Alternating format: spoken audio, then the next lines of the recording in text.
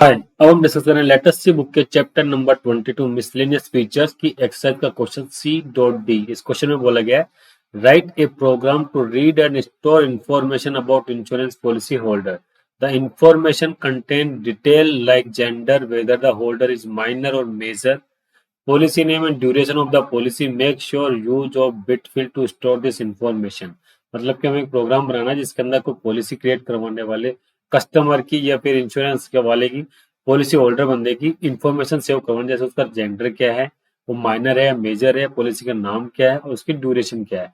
तो ड्यूरेशन एक integer value है जिसको कि हम मतलब एक जो 100 जीरो से लेकर 100 तक की ईयर हो सकती है, तो उसके अकॉर्डिंग हमारे पास में बिट फील्ड के अंदर इसको स्टोर कर सकते हैं 7 बिट के अंदर। और मेजर है या माइनर है ये केवल 1 बिट के अंदर स्टोर कर सकते हैं 0 एंड 1 की फॉर्म के अंदर। जेंडर मेल है या फीमेल है उसको भी हम 0 एंड 1 की फॉर्मेट के अंदर सेव कर सकते हैं। तो मतलब जेंडर, एज एंड ड्यूरेशन ये तीनों हमारे पास में बिट फील्ड होंगे और पॉलिसी नेम हमारे पास में कैरेक्टर एरे होगा। तो उसके अकॉर्डिंग हम इसको इंप्लीमेंट करते हैं और देखते हैं कैसे इसको इंप्लीमेंट करें। सबसे पहले हम hash include stdio dot h hash include conio dot h void main clr scr for clear the screen getcs for holding the screen output। Control F9 करते हैं, कोई एरर नहीं आई है, ठीक है। अब हमें सबसे पहले तो स्ट्रक्चर डिक्लेयर करना है डिटेल को सेव करने के लिए। तो स्ट्रक्चर डिक्लेयर डिफाइन करना, तो उसके लिए कौन सा कीवर्ड होता है, स्ट्रक्ट। और यहाँ पे क्या आ गया, पॉलिसी। ओपनिंग आ गया, क्लोजिंग आ गया और ये सेमीकोलन आ गया। उसके बाद हमारे पास में क्या था, बिट के अंदर में क्या सेव करना है, अनसाइंड एज। कितने बिट में, 1 के अंदर। यहाँ पे हमने अनसाइंड ही क्यों लिया है, नॉर्मल इंट क्यों नहीं लिया, क्योंकि देखिए इंटीजर की वैल्यू जब भी हम डिक्लेयर करते हैं तो नेगेटिव और पॉजिटिव दोनों तरह की वैल्यूज को स्टोर करता है और लेफ्ट मोस्ट जो भी बिट होती है उसके साइन को डिनोट करती है। लेकिन अनसाइंड के अंदर हमने पूरा बता दिया कि जो भी वैल्यूज आएंगी 0 से ग्रेटर देन होगी, इसलिए हम अनसाइंड लेते हैं जब भी हम बिट लेवल के ऊपर काम करते हैं। एक तो एज हो गया, उसके बाद दूसरा आ जाता है हमारे पास में जेंडर, ये भी 1 बिट के अंदर हमारा डेटा स्टोर हो जाएगा। उसके बाद में आता है हमारे पास में अनसाइंड ड्यूरेशन, ये आ जाएगा हमारा 7 बिट के अंदर। 7 बिट के अंदर क्यों आएगा, देखिए एक बार पहले ले लेते हैं हम, character name and character size का नेम हो जाएगा। जैसे मान लीजिए कि हमारे पास में जो बिट्स आती है इस तरीके से आती है, तो सबसे लास्ट मोस्ट बिट का मतलब होता है 1, फिर 2, फिर 4, फिर 8, फिर 16, 32, 64।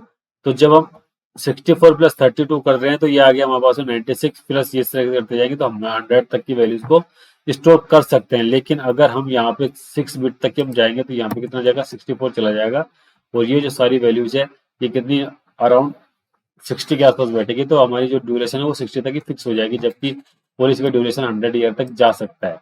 अगर चला गया हमारे पास में, अब इस डेटा को इनपुट लेना, तो इनपुट लेना, तो देखिए अनसाइंड जो भी हमने बिटवाइज जो भी हमने डिक्लेयर करे हैं वेरिएबल, उनके डेटा को सीधा का सीधा हम इनपुट नहीं ले सकते कीबोर्ड के थ्रू। तो कीबोर्ड से उसको इनपुट लेने के लिए हमारे पास कुछ सपोर्टिव वेरिएबल्स होंगे, पहले तो वो देख लेते हैं, डिक्लेयर कर देते हैं।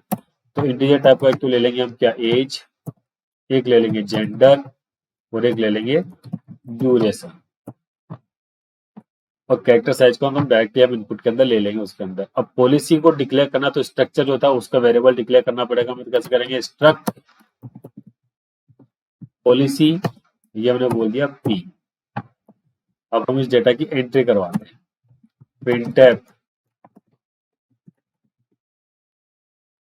/n enter policy holder name, जो भी नेम होगा वो हम इसके अंदर एंटर कर देंगे। नेम को एंट्री करवानी है तो हम किसके थ्रू करेंगे, स्कैनएफ के थ्रू कर लेते हैं। स्कैनएफ %s, ये किसका आएगा, एड्रेस ऑफ नेम, नेम किसका आएगा, p.name। उसके बाद में आएगा हमारे पास में printf /n enter policy holder gender equal to, देखिए हमने यहाँ पे पॉलिसी होल्डर के लिए जेंडर एक अलग से वेरिएबल लिया है इंटीजर टाइप का। क्यों लिया है? क्योंकि पॉलिसी होल्डर का जो जेंडर है, अगर हम इसको जो हमने असाइन कर रखा है बिट वाइज, तो बिट वाइज जैसे हमने पी डॉट नेम का लिया है उस तरह से अगर हम लेंगे यहाँ पे, तो देखिए scanner percentage D address of P dot gender. File save करिए, कंट्रोल F9 करो। देखिए हमारे पास 4 एरर आ गई। Unterminated string of character constant. अब 1 एरर आ गया। Illegal to take address of bit field. Bit field के एड्रेस को हम एक्सेस नहीं कर सकते, तो उसके लिए क्या करना पड़ेगा हमें यहाँ पे डायरेक्ट जेंडर को ही लेना पड़ेगा, क्योंकि जब तक वैल्यू हम स्टोर नहीं करेंगे तब तक उसको हम एक्सेस कैसे करेंगे। ये नेम हो गया, जेंडर हो गया। उसके बाद में हमारे पास में क्या जाता है, printf /n enter policy holder age, कोई माइनर है या मेजर है उसके अकॉर्डिंग हमें यहाँ पे काम करना पड़ेगा। स्कैनफ और ये चला गया कितना, परसेंटेज डी, और क्या आ गया, एड्रेस ऑफ एज। इसके अंदर हम लिख देते हैं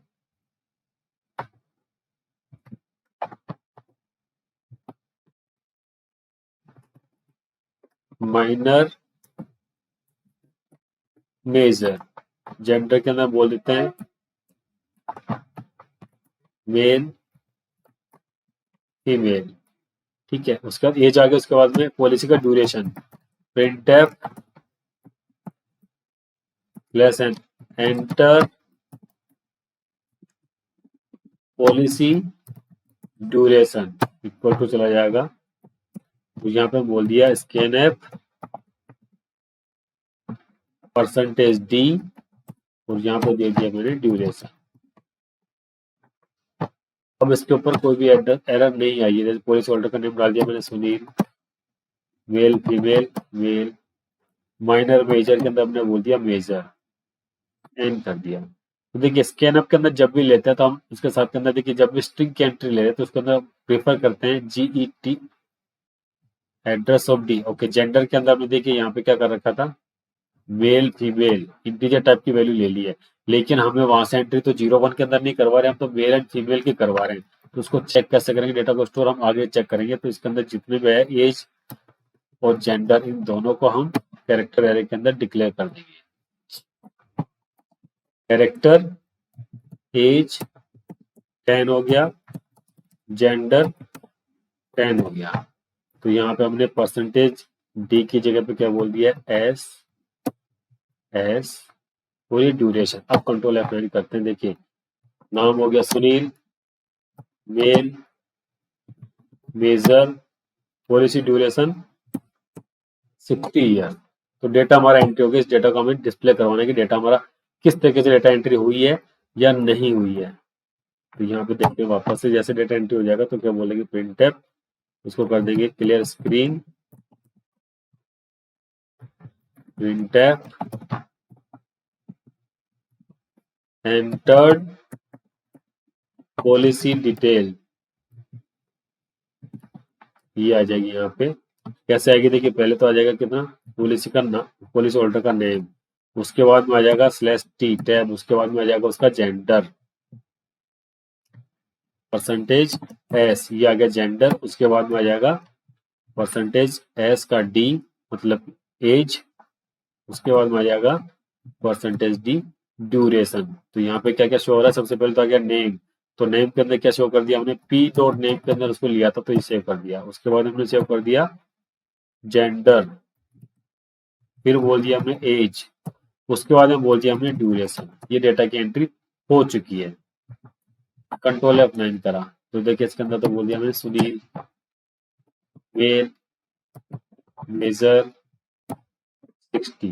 तो देखिए सुनील मेल मेजर 60, लेकिन इसके अंदर हमने क्या डिनोट करा है कि पी डॉट नेम स्ट्रक्चर के अंदर केवल पी डॉट नेम करा। अब अगर इसे स्ट्रक्चर को हम किसी फाइल के अंदर स्टोर करेंगे तो केवल नाम स्टोर होगा, बाकी सब चीजें ब्लैंक चली जाएगी। तो कैसे, इसी को हम कॉपी कर लेते हैं और जैसे ड्यूरेशन लिया है उसकी जगह पे हम वेरिएबल जो लिए उनकी जगह पे एक्चुअल पी डॉट के साथ में भेज देते हैं। जैसे पी डॉट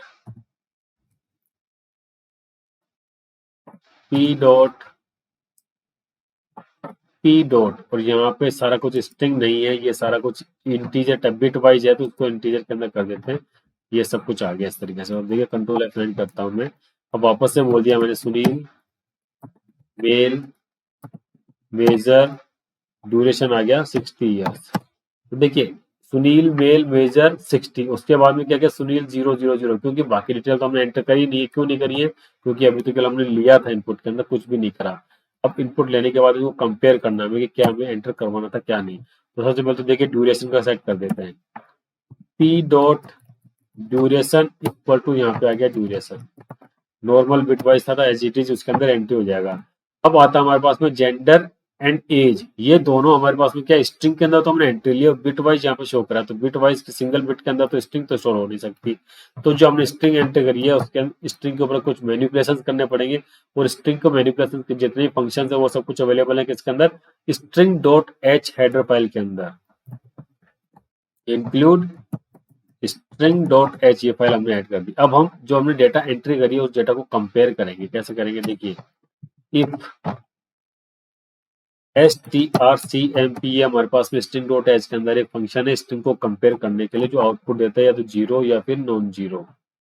तो जीरो आता है तो मतलब कि इक्वल होता है, तो ये तो बोल दिया हमने जीरो। किसको कंपेयर करना है किसके साथ में? जेंडर को कंपेयर करना है किसके साथ में? मेल के साथ में। अगर मेल है तो हम इसके अंदर असाइन क्या करेंगे? P dot gender equal to zero, otherwise else P dot gender equal to 1। तो अब इसने मेल एंड फीमेल वाला कंसेप्ट हो गया कि जीरो जब भी आएगा तो मेल मान लेंगे और 1 आएगा तो फीमेल आएंगे। उसी तरीके से अब दूसरा वाला कंपेयर करेंगे। कैसे? If strcmp equal to zero है तो किसके? p dot age equal to हो जाएगा माइनर, माइनर का मतलब हो जाएगा zero, else p dot age equal to हो जाएगा 1, और 1 का मतलब हो जाएगा मेजर। इसके अंदर हम कंपेयर कर रहे हैं किसके साथ में? माइनर के साथ में। किसको कर रहे हैं? एज को। अब ये कंपेयर कर लिया तो उसके बाद में जब डेटा की एंट्री करवा रहे हैं तो अब देखिए कि हमारे पास में डेटा एग्जैक्टली वो आएगा जो कि हमारा आना चाहिए। कंट्रोल F9 करा, देखिए पॉलिसी होल्डर नेम आ गया सुनील, ये बोल दिया हमने मेल, ये बोल दिया हमने मेजर, ड्यूरेशन बोल दिया मैंने 55।